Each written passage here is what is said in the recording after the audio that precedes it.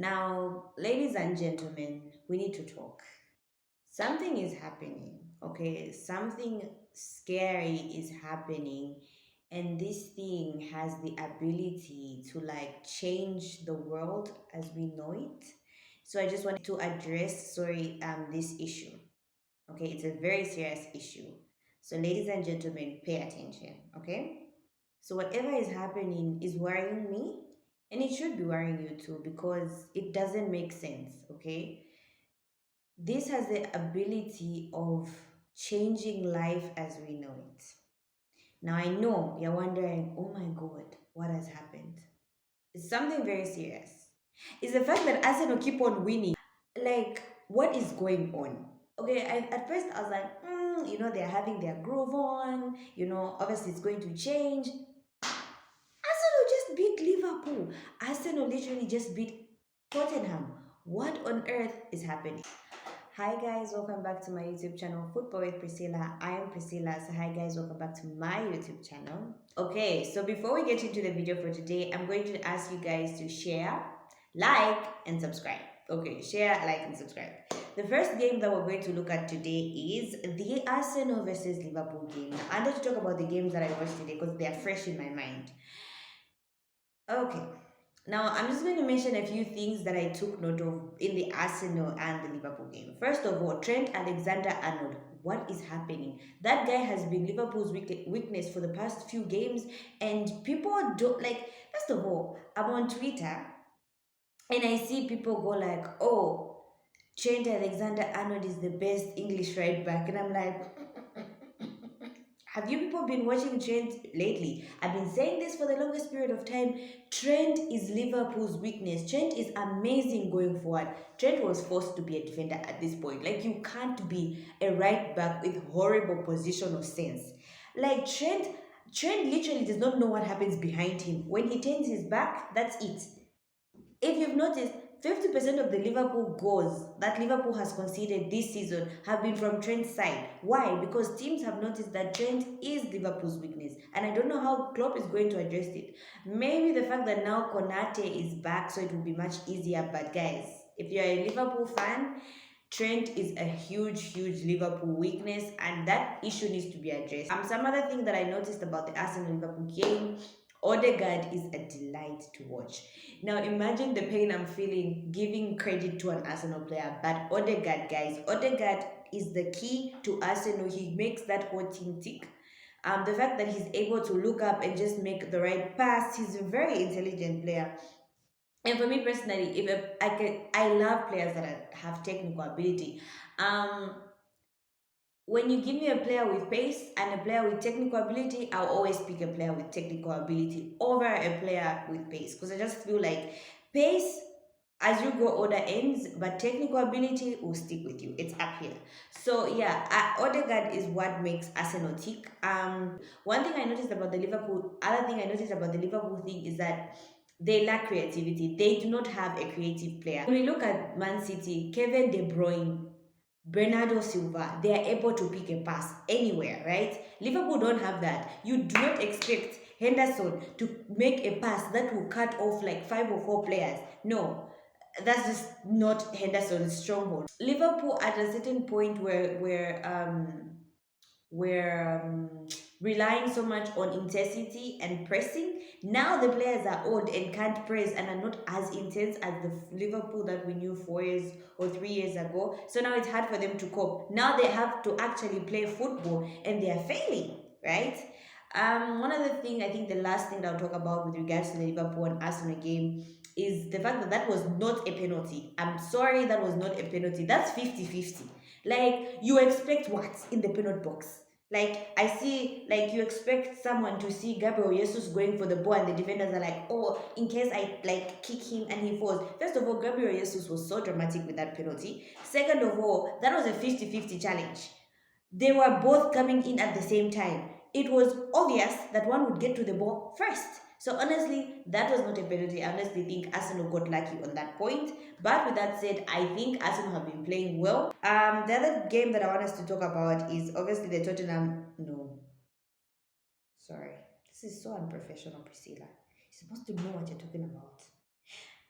Tottenham Brighton game. Now I know that was an ugly game. Like Tottenham did not play. Okay, for me, I don't know about you guys.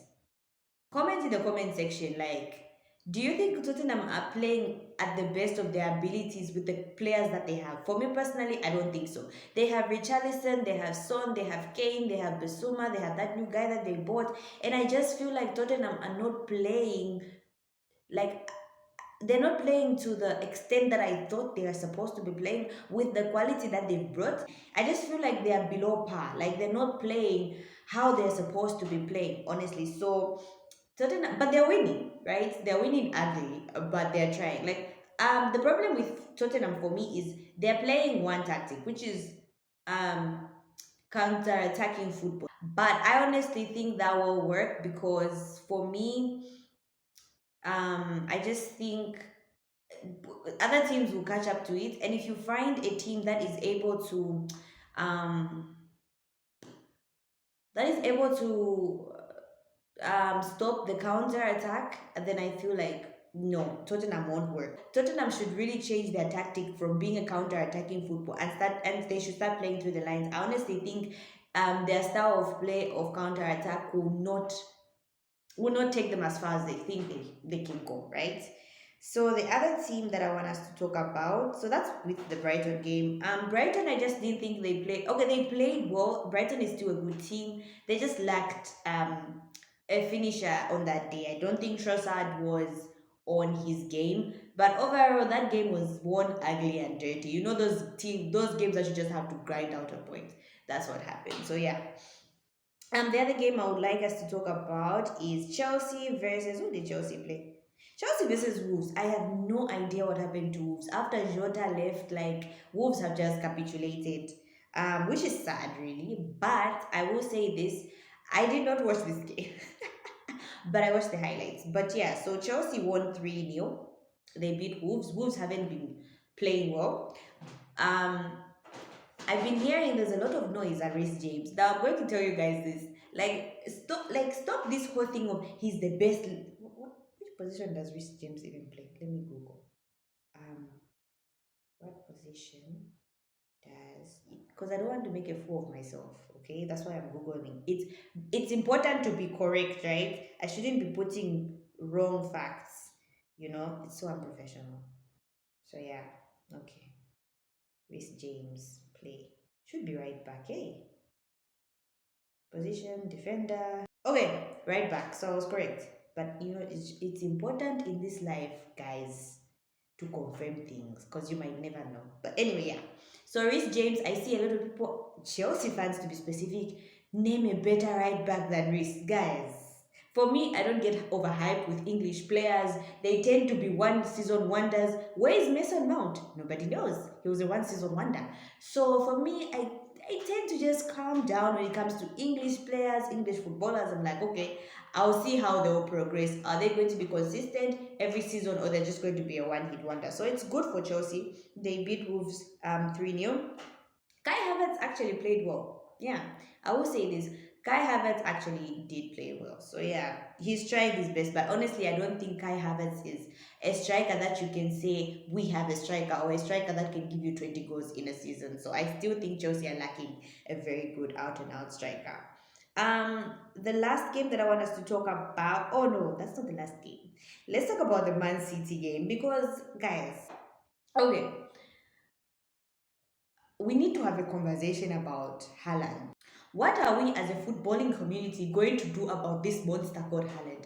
Imagine you have Haaland. Like, I think the worst combination we could have ever made is allowing Haaland and Kevin De Bruyne to be in the same team. Like, the passes for Kevin De Bruyne are so delightful. Like, it's just amazing to watch. And then you add a giant who's bullies defenders, who's fast, and who's good at scoring goals. Like, I think at this point, me, I said it. Let's just give Man City the trophy. But then I'm like, will Man City beat? Like, I'm really looking forward to Man City Arsenal because that's Arsenal's true test. If Arsenal beat Man City, I'll be like, Arsenal winning the Premier League. But if they, because guys, you can't have a player scoring every single time that they play. How many goals does that guy have this entire season? With that said, I am a huge Haaland fan. I just think his positional sense is very good. Someone was saying, "Oh no, Haaland scores tap-ins." Actually, he is in the right position most of the times, and he's. I just like the fact that he's in and around the goal, and that's why he's able to score good goals. But he scores from outside as well. But we as a footballing community really need to do something about Man City, because you can't have a team scoring 4 goals every week. Like, come on. Are we, as the EPL, becoming a farmers league? That's a question that we need to answer. Let's be honest with ourselves, guys. All these years, we've laughed at League One, we've laughed at Bundesliga, we've laughed at the Serie A. Well, EPL, we are now a farmers league. Okay, so the last game that I want to talk about is, of course, we are back. Anyways, the Manchester United versus Everton game. Now, with this game, the first thing that I learned is this. Oh, by the way, Manchester United won 2-1. Okay, so the first thing that I noticed, Casemiro irritated the life out of me. I was like, he kept on giving away the ball. Like, what are we supposed to do about Casemiro? If you're a Manchester United fan, let me know. Should we still try our best to let him adapt, or should we put back Scott McTominay? Because this is not the first nor the second time that Casemiro is costing us goals, or like costing us. Like, in possession, he loses the ball so much. He's so soft, and the Premier League is one of the most intense and physical leagues. So you can't take your time and be like, oh, let me think, where am I gonna pass the ball? That's how he lost the first ball, like in the beginning, right? So for me, honestly, Casemiro really needs to adapt as soon as possible. It's a physical league, Casemiro. You don't have time to think. The La Liga and the EPO, the difference is with the Spanish La Liga, right? You have time to think. Like, I feel like it's smart football. It's all about passing, etc., etc. The Premier League is about pace. It's pace and intensity and physicality. So yeah, Casemiro really needs to adapt. The second thing I saw,